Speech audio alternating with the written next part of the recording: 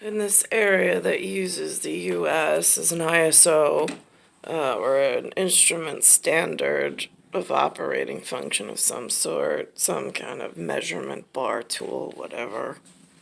And it has this thing of Title IX that some people know about. They've been putting on the TV a lot of commercials. I recorded one of them because, of course, they took it to be something completely wrong, but whatever. They're human, aren't they? It's an excuse that they try to fall under. So, there's my Title IX's been violated. My children's have been violated. My last one being the most vulnerable, I would say, for abuse in the future and now, since he was born. And looking on television as to what they turned the message of Earthday into and who's singing and celebrating in a PS school system in New York City. My son's also in a PS school system. They did not participate in this manner.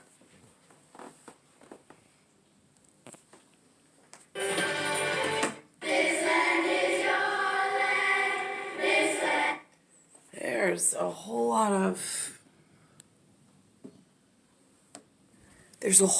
of my son, proving my son's already been vulnerable, just having been born to me in this U.S. section, and what has now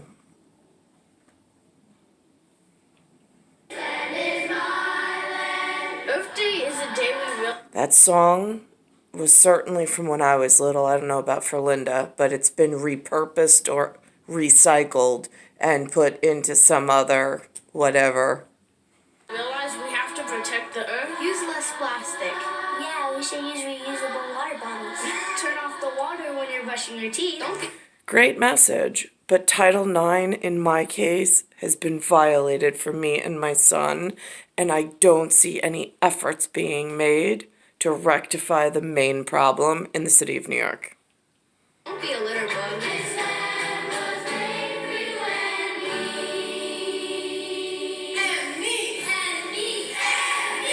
To learn how to make a difference, go to CBS.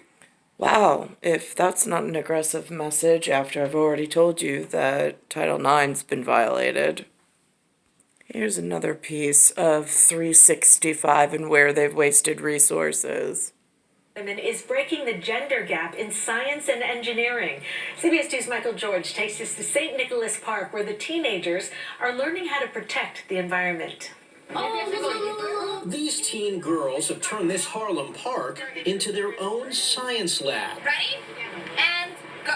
On this spring day, they're using dirt, grass, and sticks to create a functional water filter.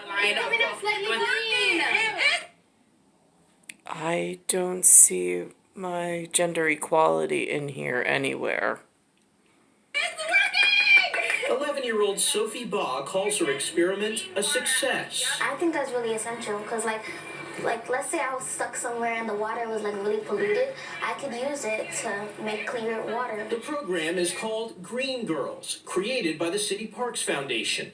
The young women meet weekly for hands-on lessons about the environment and how to protect it. For these city dwellers, it's also an opportunity to search for climate solutions in nature. I think it's important because we can have like clean air, clean water, save some of the plants because some of the plants provide us with what we need, like crops and stuff. Women make up less than 28% of science, tech, engineering, and math jobs.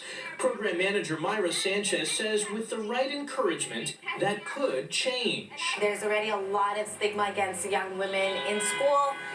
Being able to answer questions, voicing their concerns about something, and just getting the ability to speak. It allows. Who's funding these programs while my Title IX's being abused, violated, and it's been my mother's, mine, and my children's? So that's 3 generations have gotten completely neglected while all of this has been growing in New York City. And here's the new city commissioner on, I think it's climate change or something that they just installed. Help fight climate change. CBS 2's Vanessa Murdoch talked with the new Chief Climate Officer about his top priority. Chief Climate Officer. My Title IX has not been addressed, but they installed a Chief Climate Officer in what's already a growing problem in New York City. Priorities.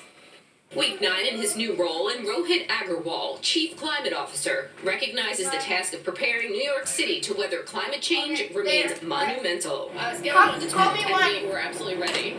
How ready is New York City today to tackle the climate challenges of the future?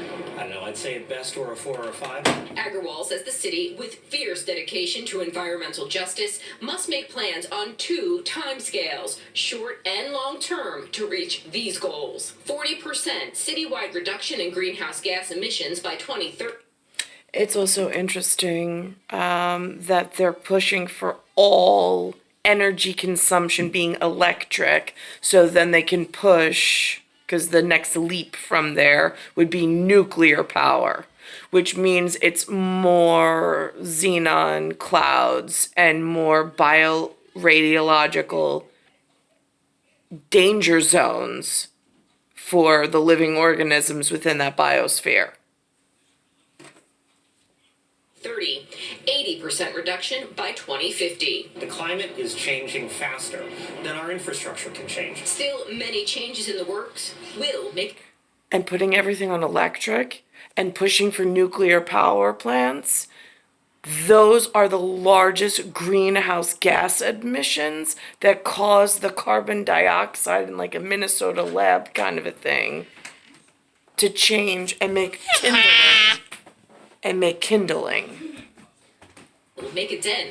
A top priority, help the city's largest buildings get on board with Local Law 97, which caps carbon emissions, encourage decarbonization. That means convert their heating and cooling to electricity. The other part of what we have to do is fix our transportation system. The current administration favors congestion pricing, plans to invest in transit, surface and subway, and hopes to promote the cleanest commutes, cycling and walking.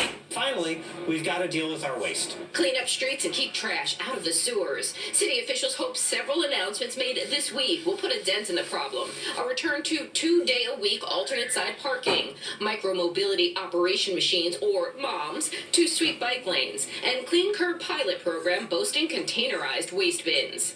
On the longer time They said scale, this was solutions from for stormwater Quebec. runoff and handling extreme heat come into focus. We can't rebuild every sewer. It would cost $100 billion. We'd have to tear up every street in New York. Crafting more spaces to absorb stormwater, the key here. Rain gardens, catch basins. When it comes to extreme heat, more deadly for New Yorkers than flooding. We've got to think strategically about expanding the number of trees. We're having reflective rooftops. Above all else, How do we figure out how to protect people's lives? How do we figure out how to minimize property damage? in real time as extreme weather unfolds across the city, Agarwal shares multiple city agencies work now to answer those critical questions. From Times Square, Vanessa Murdoch, CBS 2 News.